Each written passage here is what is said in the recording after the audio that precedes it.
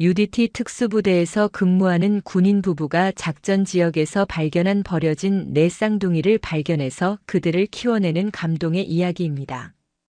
영상 시청 전에 구독과 좋아요 부탁드립니다. 저희에게 큰 힘이 됩니다. 대한민국 해군의 심장부인 경상남도 진해 군항. 칠흑 같은 밤바다를 가르며 고무보트 IBS 한 대가 소리 없이 기동하고 있었다. 목표는 가상의 적에게 점령당한 항만시설. 보트의 가장 앞에서 야간 투시경 너머로 얼음처럼 차가운 시선을 보내는 이가 있었다.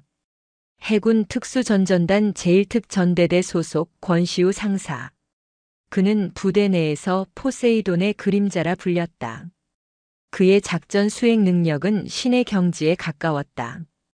특히 해상 침투와 수중 작전에서 그는 물과 하나가 되었다.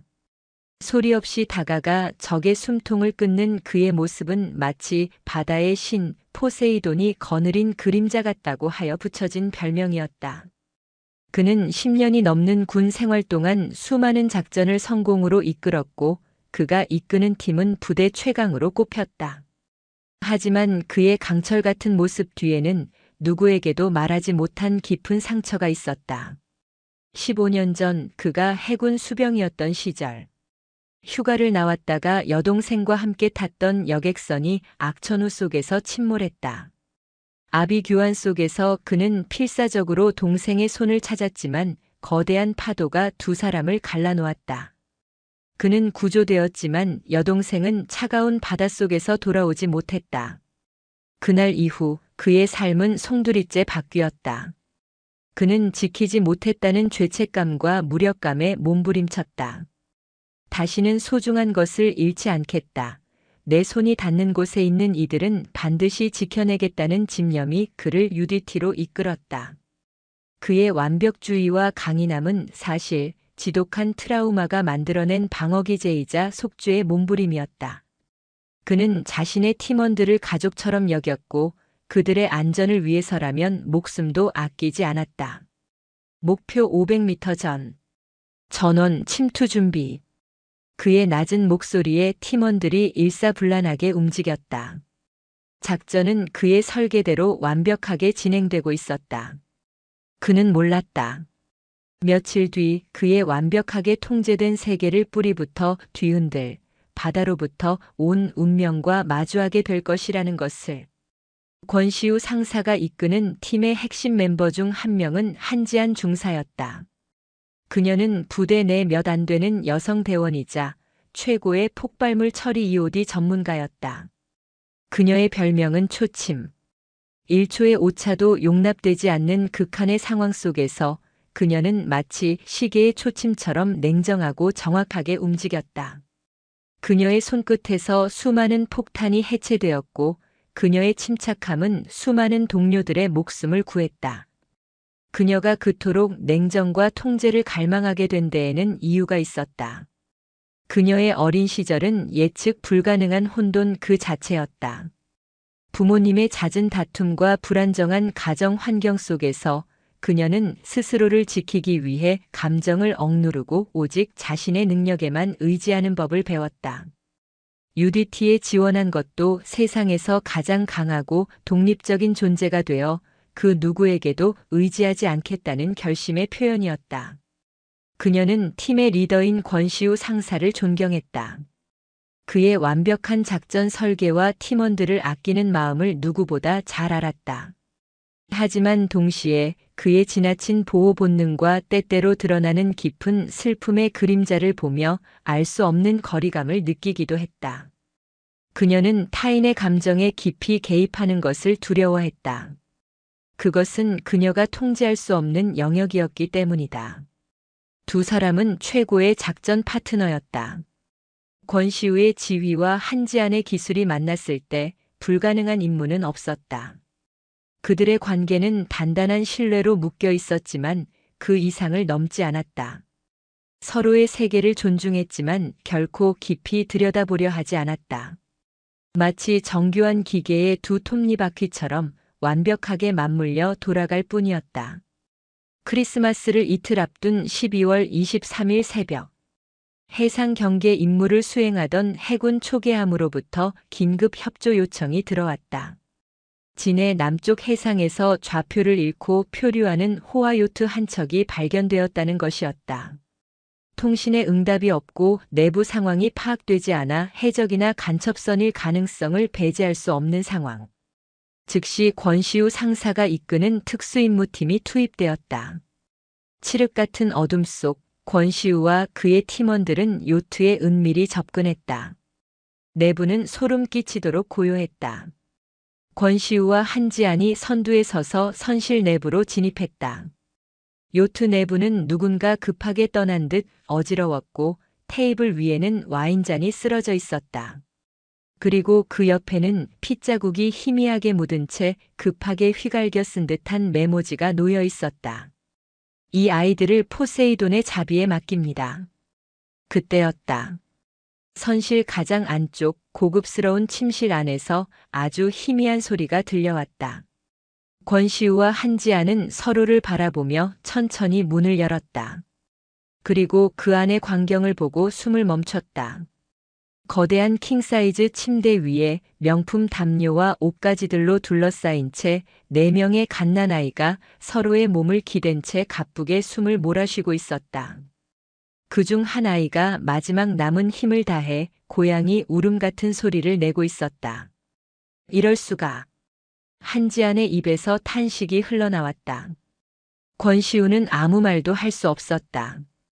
그의 눈앞에 15년 전 그날의 바다와 여동생의 얼굴이 겹쳐 보였다. 또다시 바다가 그의 눈앞에 지켜야 할 생명을 데려다 놓은 것이다. 이번에는 하나가 아닌 넷이었다. 상황 보고, 선내에서 영하 4명 발견, 상태 위독. 팀원 최진우 하사의 다급한 목소리가 무전기를 울렸다. 권 상사님, 어떻게 조치하겠습니까? 권시우의 머릿속은 복잡하게 돌아갔다. 규정대로라면 즉시 상부에 보고하고 해경과 민간 구조대에 인계해야 했다. 하지만 그의 심장이, 그의 온몸의 세포가 그것을 거부했다. 이 아이들을 차가운 서류와 절차의 세계로 넘겨줄 수는 없었다. 그 순간 한지안이 움직였다. 그녀는 EOD 전문가의 정밀함으로 그러나 의무부사관의 본능으로 아이들의 상태를 살피기 시작했다. 체온 저하가 심각합니다. 탈수 증세도 보입니다. 이대로라면 위험합니다. 즉시 보온 조치와 수액 공급이 필요합니다.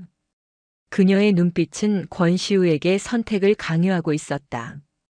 규율인가 생명인가. 권시우는 결심했다. 그는 무전기를 잡고 자신의 군 생활을 건 명령을 내렸다. 최하사. 상부에는 선내 특이사항 없음, 수색 계속이라고 보고한다. 그리고 팀 전원 지금부터 작전 목표를 변경한다. 나이팅게일 작전 개시. 목표는 이 아이들의 생존이다. 그의 목소리는 흔들리지 않았다. 포세이돈의 그림자는 처음으로 포세이돈의 뜻을 거역하고 자신의 의지대로 움직이기로 결심했다. 나이팅게일 작전은 군사작전 역사상 가장 기상천외하고 비밀스러운 작전이었다. 작전 본부는 진해 군항에서 차로 10분 거리에 있는 권시우의 독신자 아파트. 작전 물자는 분유, 기저귀, 젖병. 작전 요원은 단 2명, 권시우 상사와 한지안 중사.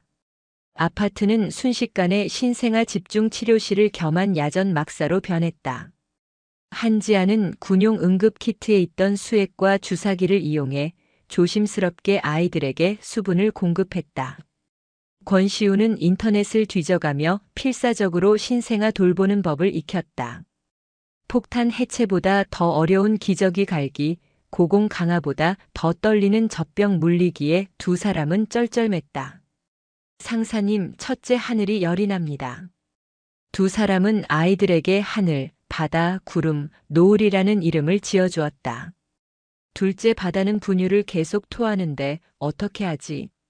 셋째 구름이랑 넷째 노을이는 동시에 울기 시작했습니다. 아무래도 배가 고픈 것 같습니다. 밤낮 없이 이어지는 사투에 최정예 UDT 대원들은 며칠 만에 녹초가 되었다. 하지만 아이러니하게도 두 사람의 관계는 이 혼돈 속에서 이전과는 다른 형태로 발전하기 시작했다. 권시우는 한지안의 새로운 모습을 보았다. 늘 냉정하고 침착하던 초침이 아이를 안고 서툰 자장가를 불러주며 세상에서 가장 따뜻한 미소를 짓는 모습을. 그는 그녀의 통제된 세계 안에 숨겨진 부드러운 속살을 보았다. 한지안 또한 권시우의 다른 면을 발견했다. 늘 완벽하고 강인하던 그림자가 아이가 딸꾹질이라도 할세라 어쩔 줄 몰라 하며 쩔쩔매는 모습을. 그녀는 그의 단단한 갑옷 안에 숨겨진 지키지 못했던 과거에 대한 아픔과 깊은 인간미를 느꼈다. 두 사람은 함께 밤을 새우고 함께 아이를 걱정하며 서로의 가장 약하고 인간적인 모습을 공유하게 되었다. 그것은 전우애를 넘어선 깊은 동질감과 연대감이었다. 하지만 비밀은 오래가지 못했다.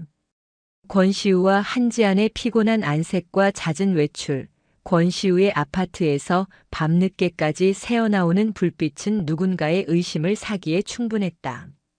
특히 과거의 악연으로 얽힌 한 인물이 그들의 주변을 맴돌기 시작했다. 권시우의 옛 스승이자 지금은 군수지원처에서 일하는 마강식 원사. 그는 호시탐탐 권시우의 추락을 노리고 있었다. 그는 권시우의 아파트 주변을 맴돌다 분리수거함에 가득 쌓인 기저귀 박스를 발견했다. 마강식의 눈이 뱀처럼 번뜩였다. 그는 권시우를 무너뜨릴 완벽한 미끼를 찾았다고 확신했다. 폭풍이 고요한 바다 밑에서부터 거대한 소용돌이를 만들며 서서히 올라오고 있었다. 권시우 상사의 아파트는 완벽한 비밀 요새였지만 동시에 고립된 섬이었다. 분유와 기저귀는 바닥을 드러냈고 아이들의 상태를 점검할 의료 물품도 턱없이 부족했다. 무엇보다 두 사람은 정신적인 한계에 다다르고 있었다. 고립감과 불안감이 파도처럼 밀려왔다. 이대로는 작전 나이팅게일이 실패로 끝날 것이 자명했다. 고민 끝에 권시우는 마지막 동아줄을 잡기로 결심했다. 그는 한밤중 한지안에게 아이들을 맡기고 차를 몰아 진해항 근처의 허름한 선술집으로 향했다. 간판에는 캡틴 킴의 항해일지라고 쓰여 있었다. 캡틴 킴은 UDT 부대원들에게 전설로 통하는 인물이었다. UDT 1세대로 수많은 비밀 작전을 수행하고 명예롭게 전역한 김진태 예비역 원사. 그는 이제 작은 선술집을 운영하며 갈 곳 없는 후배들의 아버지이자 고민 상담소 역할을 해주고 있었다. 그의 가게는 부대원들에게 유일한 치외법권 지역이자 안식처였다. 어이 권 상사. 이 시간에 웬일이야. 내가 여길 다 찾아오고. 가게를 마감하던 캡틴 킴은 불쑥 나타난 권시우를 보고 놀란 듯 했지만 이내 그의 퀭한 눈과 지친 어깨를 보고 무언가 심상치 않은 일이 있음을 직감했다. 권시우는 쭈뼛거리며 들어와 말없이 술잔만 비웠다. 그런 그를 지켜보던 캡틴 킴이 툭 하고 말을 던졌다. 내 동생 기일이 다가오는구나. 그 한마디에 권시우의 단단하던 어깨가 무너져 내렸다. 그는 처음으로 타인 앞에서 자신의 가장 깊은 상처를 꺼내놓았다. 15년 전 그날의 사고 지키지 못했다는 죄책감, 그리고 지금 그의 아파트에서 4개의 작은 생명을 지키기 위해 벌이는 사투까지. 모든 것을 털어놓았다. 이야기를 다 들은 캡틴 킴은 말없이 담배를 태우더니 재떨이에 담배를 비벼 끄며 말했다. 이 바보 같은 놈아. 그걸 왜 혼자 짊어지고 있어? UDT 정신이 뭔지 잊었나? 불가능은 없다가 아니라 결코 동료를 버리지 않는다가 먼저야 임마. 그는 권시우의 등을 거칠게 두드리며 말했다. 당장 필요한 물품 목록 적어. 분유든 기저귀든 의약품이든 내가 다 구해줄 테니. 정 안 되면 가게 뒷방이라도 내줄 테니 애들 데리고 와. 여긴 아무도 터치 못해. 내가 지금 지키려는 게 내 군번이냐 사람이냐? 정신 똑바로 차려 권 상사. 그날 이후 캡틴 킴은 나이팅게일 작전의 든든한 군수 참모이자 작전 기지가 되어주었다. 그는 자신의 민간 인맥을 총동원해 육아용품을 비밀리에 조달했고 두 사람이 훈련으로 자리를 비울 때는 자신의 아내가 아파트를 찾아 아이들을 돌봐주었다. 깊은 바닷속 같던 두 사람의 고립된 세계에 마침내 따뜻한 등대의 불빛이 켜진 것이다. 권시우와 한지안이 보이지 않는 곳에서 고군분투하는 동안 부대 내에서는 차가운 독사의 시선이 그들을 향하고 있었다. 군수지원처 행정실에 틀어박힌 마강식 원사는 권시우의 모든 것을 주시하고 있었다. 그는 권시우의 훈련 스케줄, 휴가 기록, 심지어 PX에서의 구매 내역까지 샅샅이 훑었다. 그의 눈에 최근 권시우와 한지안의 관계가 비정상적이라는 확신이 굳어지고 있었다. 두 사람이 부적절한 관계를 맺고 있다. 그는 그렇게 결론 내렸다. 하지만 심증만으로는 포세이돈의 그림자를 무너뜨릴 수 없었다. 그에게는 결정적인 증거 스모킹 건이 필요했다. 마 원사는 자신의 권한을 교묘하게 이용하기 시작했다. 그는 권시우의 팀에 불필요한 야간 근무와 장비 점검을 불시에 할당하여 두 사람을 지치게 만들고 실수를 유발하려 했다. 또한 다른 부사관들에게 은근슬쩍 악의적인 소문을 흘렸다. 요즘 권 상사 예전 같지 않아. 한 중사만 너무 싸고 도는 거 아니야? 팀워크가 생명인 부대에서 둘만 너무 붙어 다니면 문제가 생기지.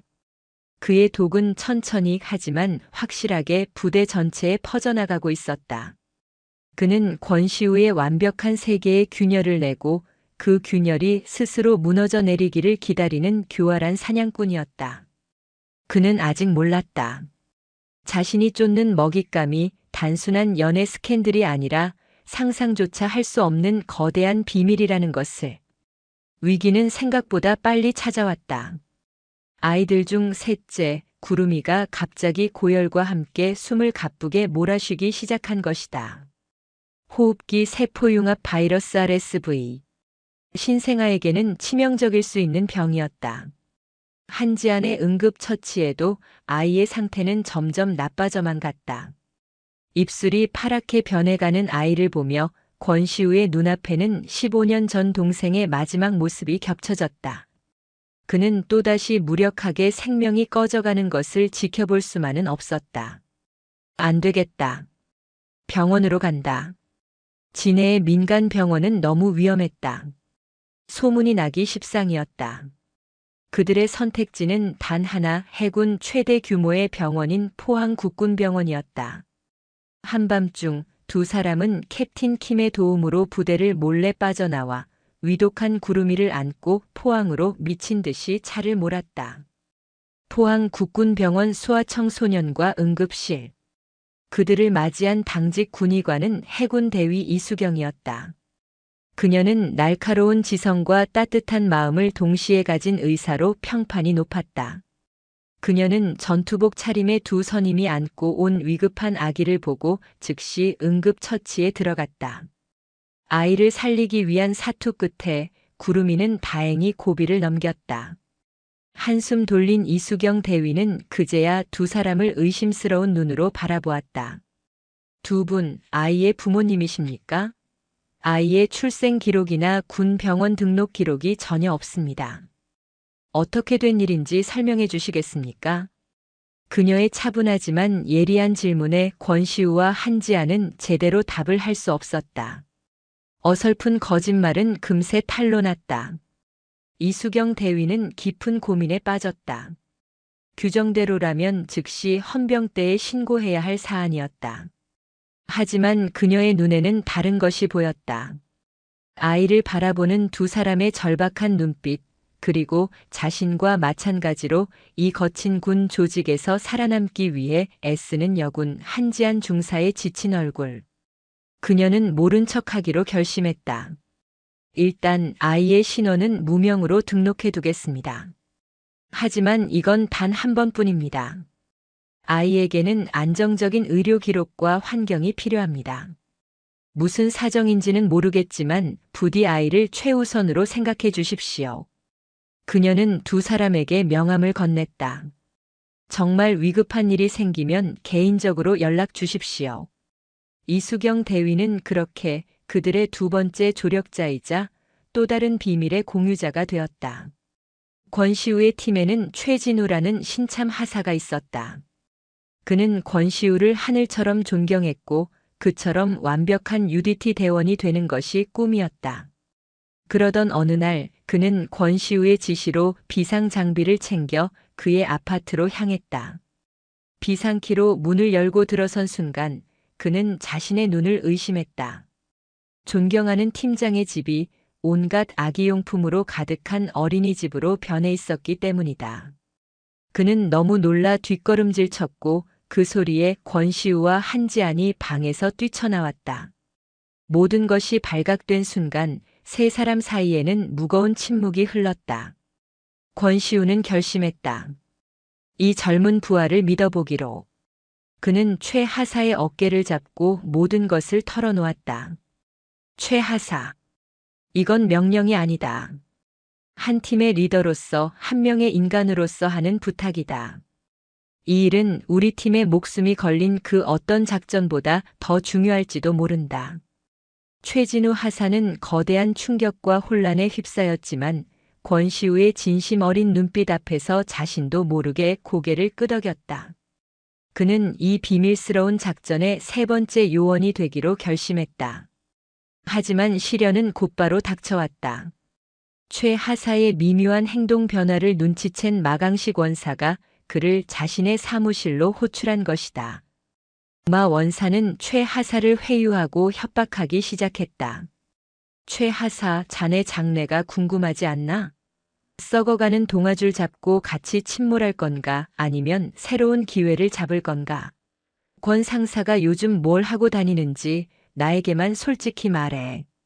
그러면 내가 자네 앞길은 확실히 책임져 주지. 최진우 하사는 인생 최대의 갈림길에 섰다. 존경하는 상사에 대한 충성심과 자신의 미래를 좌우할 수 있는 선임의 압박 사이에서 그는 고뇌했다. 그날 밤 깊은 고민 끝에 최 하사는 마강식 원사가 아닌 권시우 상사의 아파트 문을 다시 두드렸다. 문을 연 권시우와 한지안의 불안한 눈빛 앞에서 그는 허리를 굽혀 경례하며 말했다. 상사님, 마 원사님이 저를 찾아왔었습니다. 보고 드립니다. 그리고 이 작전 저도 함께 하겠습니다. 무엇이든 시켜만 주십시오. 그의 충성스러운 눈빛을 보며 권시우와 한지아는 어둠 속에서 또 하나의 등불을 발견한 기분이었다. 이제 그들은 혼자가 아니었다. 캡틴 킴, 이수경 대위, 그리고 최진우 하사까지. 비밀의 무게를 함께 짊어질 동료들이 생긴 것이다. 하지만 그들의 작은 연대가 마강식이라는 거대한 아기와 군대라는 거대한 시스템의 파도를 막아낼 수 있을지는 아무도 알 수 없었다. 밀물은 이제 턱 밑까지 차오르고 있었다. 권시우 상사와 한지안 중사가 비밀스러운 나이팅게일 작전을 수행하는 동안 세상은 그들의 의지와는 상관없이 움직이고 있었다. 진해 해경과 경찰은 합동수사본부를 꾸리고 유령선이 된 호화요트 사건을 본격적으로 수사하기 시작했다. 수사를 이끄는 이는 근성 있기로 소문난 강력계의 베테랑 박성철 경위였다. 그는 요트의 소유주가 국내 굴지의 재벌 JY그룹과 연관된 페이퍼 컴퍼니라는 사실을 밝혀냈다. 그리고 JY그룹의 막내딸이자 집안의 통제에 반항하며 자유분방한 삶을 살던 권서희가 몇 주 전부터 실종 상태라는 사실에 주목했다. 경찰은 단순 표류 사건이 아닌 재벌가 자녀의 실종과 연관된 강력 범죄일 가능성에 무게를 두기 시작했다. 박 경위의 수사망은 자연스럽게 요트를 최초로 발견하고 수색했던 해군 특수전전단으로 향했다. 그는 부대에 공식적으로 협조를 요청하여 당일 작전에 투입되었던 모든 인원의 명단과 임무 기록을 확보했다. 그 명단의 가장 위에는 팀 리더인 권시우 상사와 폭발물 처리 전문가인 한지안 중사의 이름이 적혀 있었다. 처음에는 단순 참고인 조사였지만 박경위는 두 사람의 보고서에서 미묘한 위화감을 느꼈다. 너무나 간결하고 감정이 배제된 마치 무언가를 숨기려는 듯한 완벽함. 그의 수사 감각이 경고등을 켰다. 그는 두 사람을 주요 참고인으로 전환하고 그들의 행적에 대한 비공식적인 조사를 시작했다. 이제 위협은 부대 내부뿐만 아니라 민간 사법기관이라는 거대한 파도가 되어 그들을 덮치기 시작했다. 최진우 하사를 회유하는데 실패한 마강식 원사는 초조해졌다. 설상가상으로 민간 경찰까지 사건에 개입하자 그는 시간이 없다고 판단했다. 더 이상 기다리다가는 자신이 역으로 당할 수도 있었다. 그는 자신이 가진 모든 패를 동원해 가장 치명적인 그물을 던지기로 결심했다. 그는 부대장에게 제출할 공식 보고서를 작성하기 시작했다. 아기의 존재를 직접 언급할 수는 없었다. 증거가 없었기 때문이다. 대신 그는 사실과 거짓, 추측을 교묘하게 뒤섞어 누구도 빠져나갈 수 없는 논리의 함정을 만들었다. 보고서의 내용은 이러했다. 첫째, 권시우 상사와 한지안 중사가 부대 규율을 어기고 권 상사의 독신자 아파트에서 수시로 부적절한 만남을 이어오고 있음 사실. 둘째, 두 사람이 불시에 부대를 무단 이탈하여 포항 지역까지 다녀온 정황이 포착됨 사실. 셋째, 전역한 민간인 캡틴 킴과 결탁하여 의문스러운 물품을 부대 외부에서 조달하고 있음 사실. 넷째, 이 모든 의심스러운 행동은 유령선 수색 임무 직후부터 시작되었으며 이는 현재 경찰이 수사 중인 재벌가 자녀 실종 사건과 시기적으로 일치함. 다섯째, 따라서 두 사람이 임무 중 요트에서 마약이나 거액의 비자금 등 불법적인 물품을 발견하고 이를 은닉하기 위해 공모하고 있을 가능성이 매우 높음 악의적인 추측. 이 보고서는 가히 작품이었다. 그것은 단순한 군기문란 사건을 민간의 강력 범죄와 연루된 거대한 부패 스캔들로 둔갑시켰다. 보고서를 받아든 부대장은 경악을 금치 못했다. 민간 경찰의 수사 압박과 내부의 비리 의혹이 동시에 터지자 그는 더 이상 사건을 자체적으로 통제할 수 없다고 판단했다. 결국 해군 본부와 국방부 그리고 민간 경찰이 참여하는 합동특별수사단이 구성되었다. 권시우와 한지아는 모든 직무에서 즉시 배제되었고 각각 다른 건물에 격리 수용되었다. 그들이 필사적으로 지켜온 비밀의 성벽은 마침내 안팎의 공격에 무너져 내리기 시작했다. 특별수사단의 조사는 혹독했다. 조사관들은 권시우의 가장 아픈 상처를 집요하게 파고들었다. 권 상사. 15년 전 여객선 침몰 사고로 동생을 잃었다고 들었네. 그때의 트라우마가 아직도 남아있는 것 아닌가. 이번 일도 과거의 실패를 만회하려는 비뚤어진 영웅심리에서 시작된 건가? 아니면 정말 배에서 무언가를 발견하고 부하 여군을 앞세워 범죄를 저지른 건가? 조사관들은 그의 숭고한 결심을 외상 후 스트레스 장애 PTSD의 발현이자 부패의 증거로 몰아갔다. 권시우는 필사적으로 자신을 변호했지만 그의 모든 행동은 이미 의심의 필터로 왜곡되어 해석될 뿐이었다. 한지안에게는 더욱 잔인한 심리적 압박이 가해졌다. 한중사. 정말 자의로 한 일인가? 상사인 권 상사가 강요한 것은 아니고 여군으로서 성공하고 싶은 마음에 상사의 부당한 요구를 거절하지 못한 것 아닌가? 지금이라도 사실대로 말하면 정상 참작의 기회를 주겠다. 조사관들은 그녀의 자존심과 신념을 교묘하게 짓밟으며 그녀와 권시우 사이를 이간질하려 했다. 그녀가 평생을 지키려 했던 통제와 자립의 세계가 무너져 내리는 기분이었다. 그녀는 입술을 깨물며 모든 혐의를 부인했지만 마음속은 갈기갈기 찢겨나갔다. 결국 수사단은 권시우의 아파트를 급습했다. 그리고 그곳에서 세상의 모든 소란을 모른 채 잠들어 있는 4명의 아이들을 발견했다. 나이팅게일 작전은 공식적으로 끝났다. 아이들은 즉시 보호 조치라는 명목 아래 수사관들의 손에 넘겨져 포항국군병원 격리병실로 이송되었다. 권시우와 한지아는 창문 너머로 차가운 차에 실려 멀어져가는 아이들의 모습을 무력하게 지켜볼 수밖에 없었다. 모든 것을 걸고 지키려 했던 존재들을 눈앞에서 속절없이 빼앗긴 것이다. 두 사람의 인생에서 가장 길고 어두운 밤이 시작되었다. 주인공들이 가장 깊은 절망에 빠져 있을 때 그들을 지지하던 작은 등불들이 거대한 신호탄을 쏘아 올리기 시작했다. 가장 먼저 움직인 것은 캡틴 킴이었다. 그는 이번 사건의 배후에 마강식 원사가 있다는 것을 직감했다. 그는 자신의 모든 인맥을 동원했다. 전역 후 경찰 고위 간부가 된 후배, 법조계에 진출한 동기, 언론사에서 일하는 조카까지. 그는 마 원사의 과거 행적과 비리 의혹을 캐는 한편 JY그룹의 추악한 비밀을 파헤치기 시작했다. 두 번째 신호탄은 포항 국군병원에서 터졌다. 이수경 대위는 수사단으로부터 아이들의 상태에 대한 공식 소견서를 요청받았다. 수사단은 아이들이 양호한 상태이며 두 사람이 비전문적으로 아이들을 방치했다는 결론을 원했다. 하지만 이 대위는 자신의 군의관 면허와 군 생활을 걸고 진실을 기록했다. 상기 영아 4명은 본원의 최초 내원 당시 심각한 저체온증과 탈수 증세로 사망 직전의 상태였음.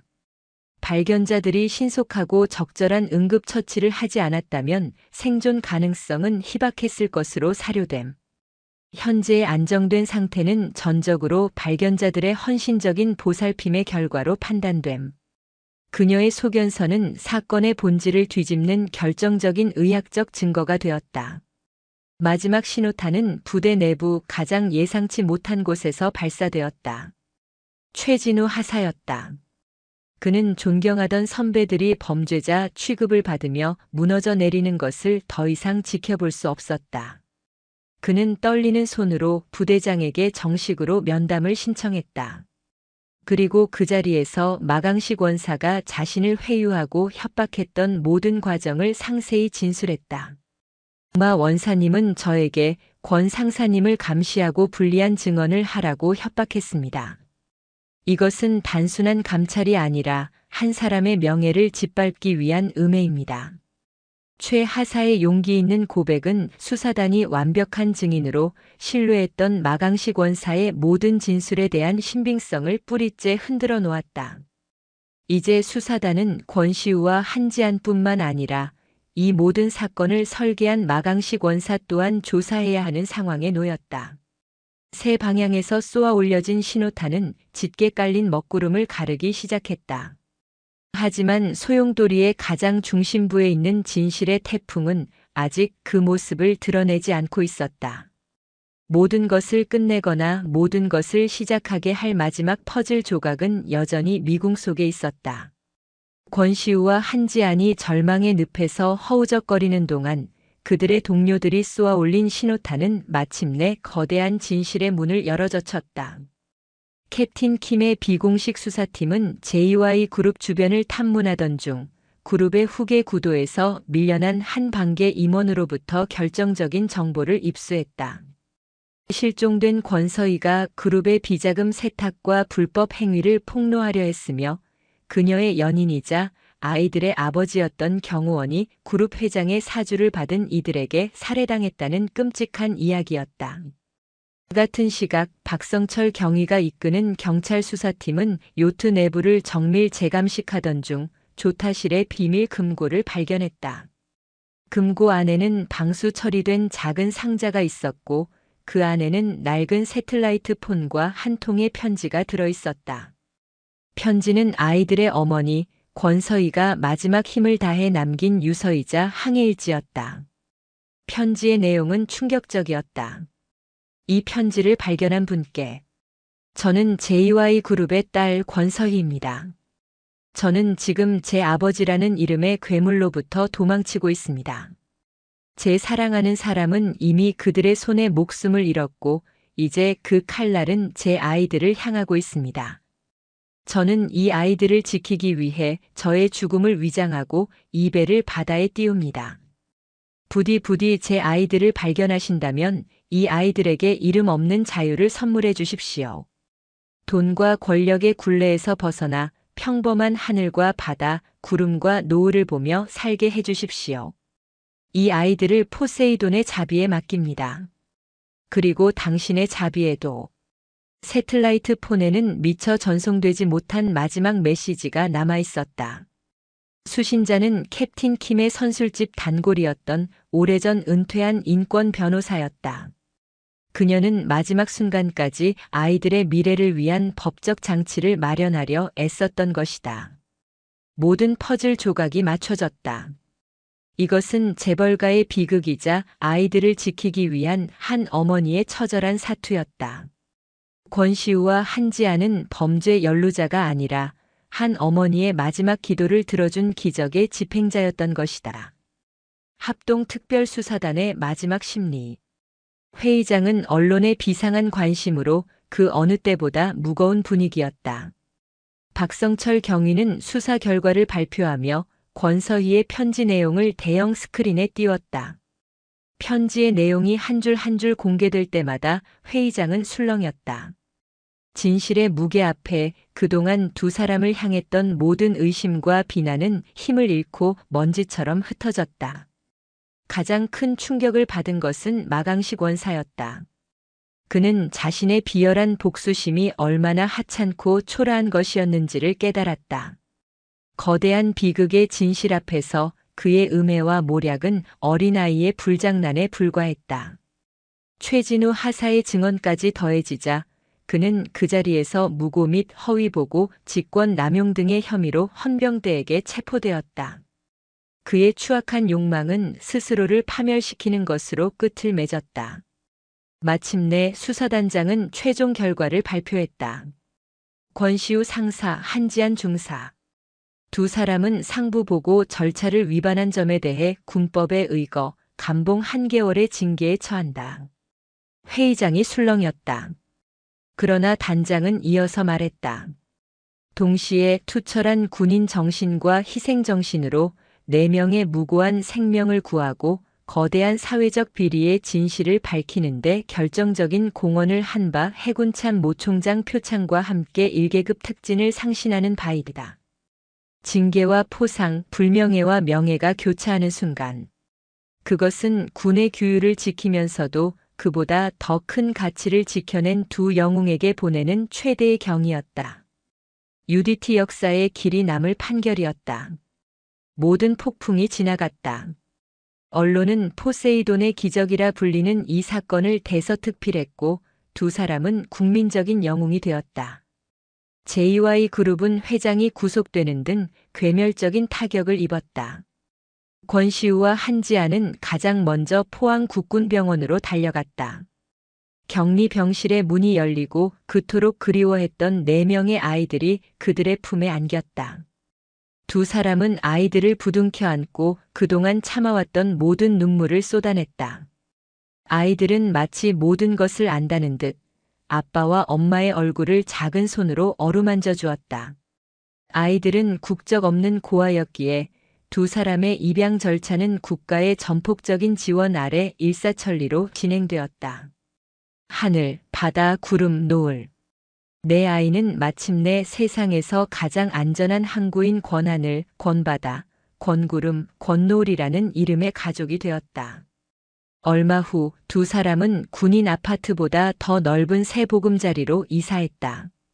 짐 정리가 끝난 어느 날 저녁, 권시우는 거실에서 아이들을 돌보고 있는 한지안에게 다가갔다.